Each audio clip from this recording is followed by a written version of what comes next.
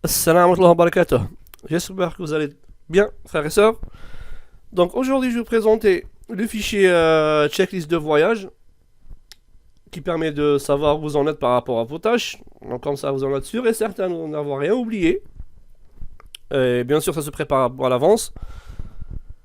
Alors le principe, il est très très simple. Le fichier est composé de plusieurs catégories. Comme vous voyez, on a les vêtements, l'argent, tout ce qui est médicaments, les CV, etc., etc. Les documents. Et chaque catégorie a ses propres éléments. Ok? Donc voilà, les plus simples, voilà. Pour l'argent, on a le portefeuille, la carte de crédit, l'espèce et les chèques, par exemple. Pour tout ce qui est médicaments, on a les prescriptions, tout ce qui est médicaments contre les allergies, etc., etc. Donc voilà. Ou les ordonnances, etc., etc. Donc, comment utiliser maintenant? Pour chaque catégorie, on a ses propres éléments. Et, normalement, l'objectif, c'est d'avoir tous les éléments checkés. Pour moi, ils sont tous obligatoires. Enfin, presque. Je dis pas tous obligatoires, mais normalement, tout ce que vous devez mettre ici, s'il est optionnel, mettez une couleur. C'est pour ça que je vous ai mis des couleurs ici. En jaune ou en bleu, comme vous voulez. Pour savoir que c'est optionnel. Ok? On va supprimer, comme vous voulez. Mais normalement, tout ce qui est obligatoire doit apparaître en checké. Moi, j'ai mis comme si tout est obligatoire. Hein. Donc voilà, c'est pour ça ce qu'on va voir ici. Si on prend une catégorie par exemple, tout ce qui est électronique. Ok?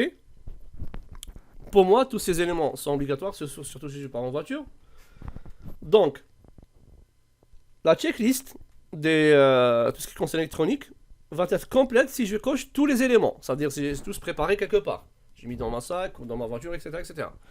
Et ça, vous allez voir, chaque fois que vous checkez, vous allez voir ici la progression de votre tâche par rapport à cette catégorie-là. Donc on va le faire. Maintenant, j'ai pris mon portable, préparé portable, tout ce qui est accessoire avec.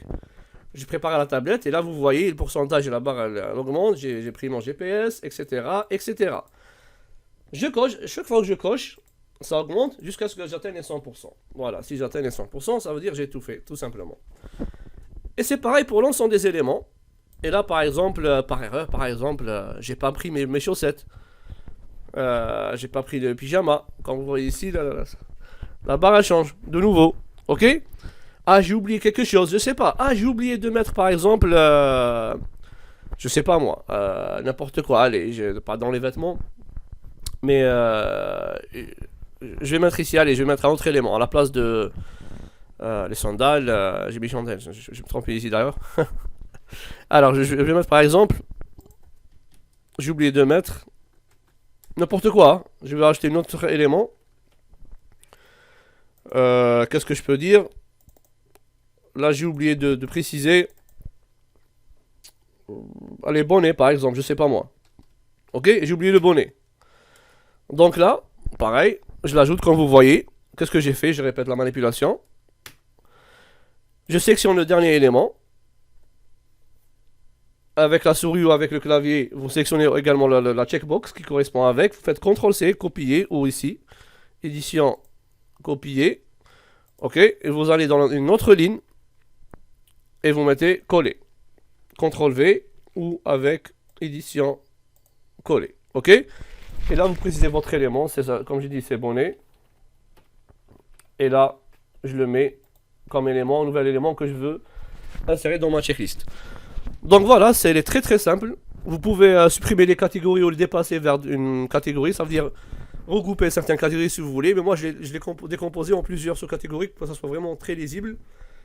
Et comme je dis ici, voilà, cette liste n'est pas... C'est justement un titre indicatif. Hein. Donc vous pouvez modifier les libellés ici quand vous voulez. Des catégories.